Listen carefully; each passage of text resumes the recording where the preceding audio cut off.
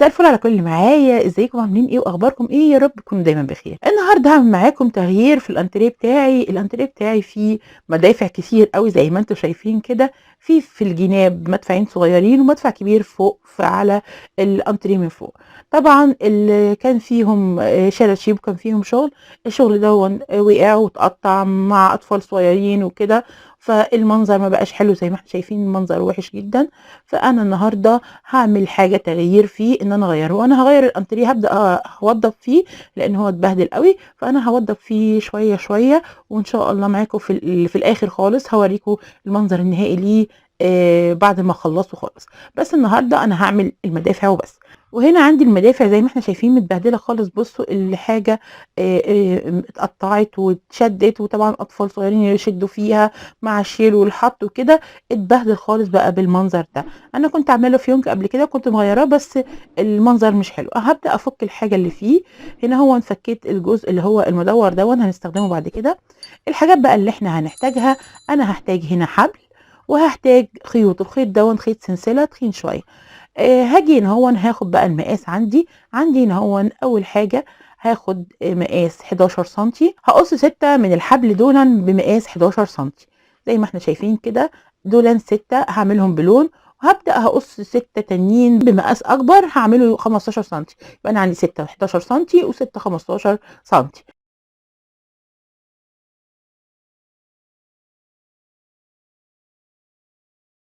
هبدأ بقى أجيب عندي الحبال اللي أنا عملتها اللي أنا قصيتها دي، وهبدأ ألف عليها داير الخيط اللي هو خيط السلسلة اللي عندي.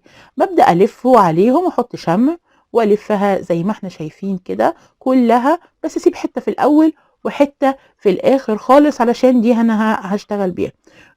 لو انتم أول مرة تشوفوني يا ريت تشتركوا معايا في القناة وفعلوا زر الجرس على الكل عشان يوصلكم مني كل جديد. زي ما احنا شايفين كده خلصتها وقصيتها وعملتها بالشكل ده. هعملهم كلهم بالشكل ده، وهعمل برضو الذهبي نفس الحكاية. هنا برضو هجيب الخيط وهبدأ ألفه حوالين الحبل كله بالمنظر ده كده زي ما احنا شايفين. هعملهم برضو كلهم بنفس الطريقة، بلف وباجي في الآخر أحط شمع وأقص كده، وابدا برضو ايه انايم اجزي عندي عشان ما تنسلش كده. عملتهم برضو بنفس الشكل. يبقى انا عندي كده 6 ذهبي و6 زيتي. طبعا ده لكل مدفع، بس انا هعمل منظرين فهنشوف وهقول لكم إيه اللي هعمله بالظبط بعد كده.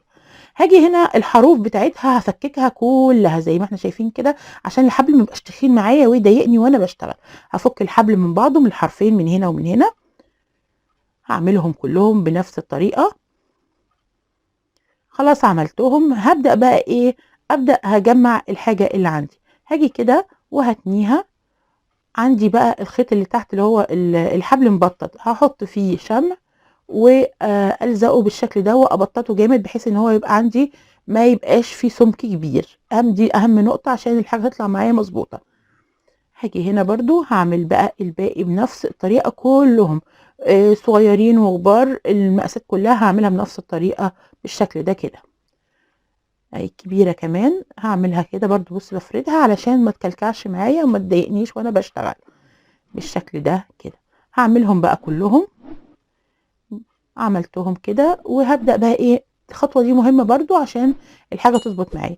هبدأ اشيل. انا لما بططت الحبال هتلاقي عندي في حتة عالية من فوق وعالية من تحت، هبدأ اقللها واقصها بحيث ان الشغل عندي يبقى مدبب كده، ما يبقاش فيه اي ارتفاع عشان ما يضايقنيش وانا بشتغل. هعملهم برضو كلهم بنفس الطريقة. هشيل الجزء اللي فوق والجزء اللي تحت. عملتهم كلهم. هبدأ بقى اجمعهم مع بعض عشان نعمل وردة شكلها حلو بالشكل ده كده.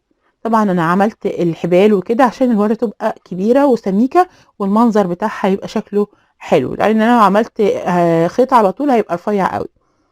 وهجمعها كلها. هبدأ احط شمع واجمعها كده. انا جمعت واحدة صغيرة وبعد كده هجمع الكبيرة.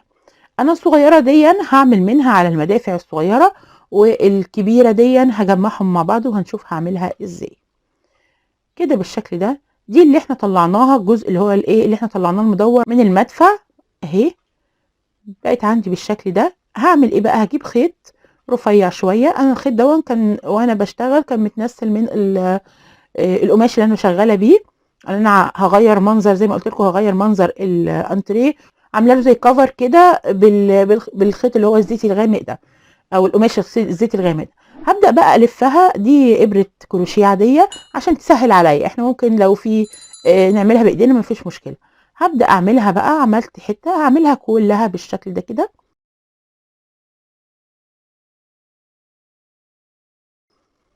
خلاص عملتها. هبدا بقى الزقهم في بعض. انا عامله واحده فوقيا ورده باينه واضحه عندكم. هبدا هنا هحط الجزء ده اللي انا عملته، وهلزق الورده الصغيره الذهبي في الورده الزيتي.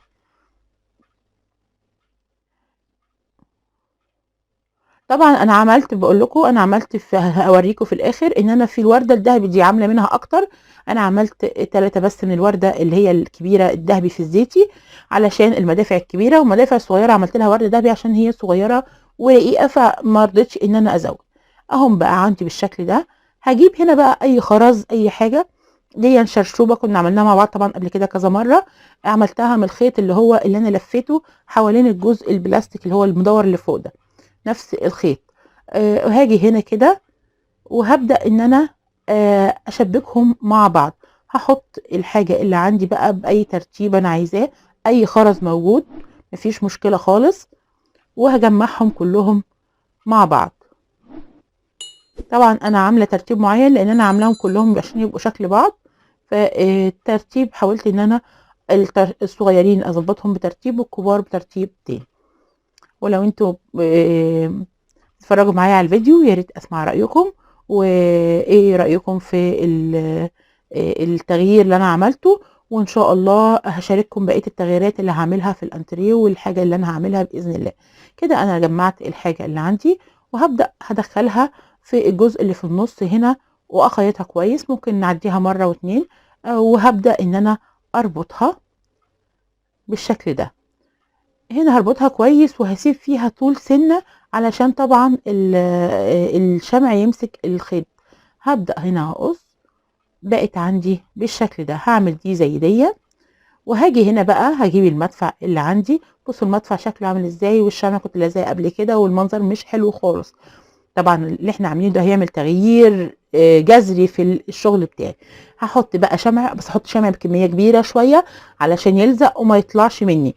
وهمسكه واسيبه يعني احاول اثبته شويه علشان ما يفكش مني. هنا ده الصغير زي ما قلت لكم انا عامله هنا الصغير فيه ورده واحده، والكبير عامله وردتين. هبصوا طبعا خدت اللي هي الوحده اللي جوه بس، وعملتها في المدافع الصغيره لان انا عندي 8 مدافع مش قليلين، صغيرين و3 كبار، وده الكبير هنا زي ما احنا شايفين كده. طبعا هعمل الباقي بقى كله بنفس الطريقه، هعمل المدافع اللي عندي كلها بنفس الطريقه. وتعالوا بقى نشوف المنظر النهائي بقى ايه. يا ريت ما تنسوش تحطوا لايك عشان اللايك بيرفع من الفيديو، و ان انا اقدر اكمل واعمل لكم حاجات تانية كتير. وانا بشكر كل اللي بيكتب لي كومنت او بيعمل لي تعليق او بيعمل لايك. متشكره ليكم جدا، وهو ده دعمكم ليا. هنا بصوا المنظر بشع بصراحه.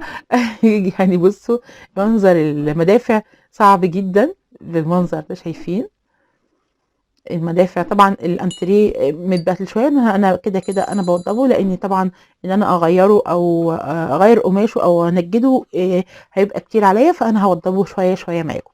بقى عندي بالمنظر ده. بصوا الورده شكلها تحفه وغيرت المنظر نهائي، شكلها خطير جدا. بصوا شكلها حلو ازاي.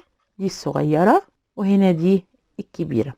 ويا رب يا رب يكون الفيديو عجبكم واستفدتوا منه، ويا رب اكون دايما عند حسن ظنكم. ومتشكره جدا لكل اللي بيتابعني وبيكتب لي كومنت حلو. ويا ريت ما تنسونيش في اللايك والشير، ويا رب اكون دايما عند حسن ظنكم، واشوفكم في فيديو جديد وسلام.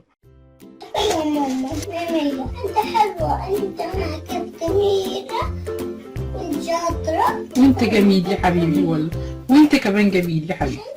مين ده معك جميلة؟ انت اللي جميل يا قلبي.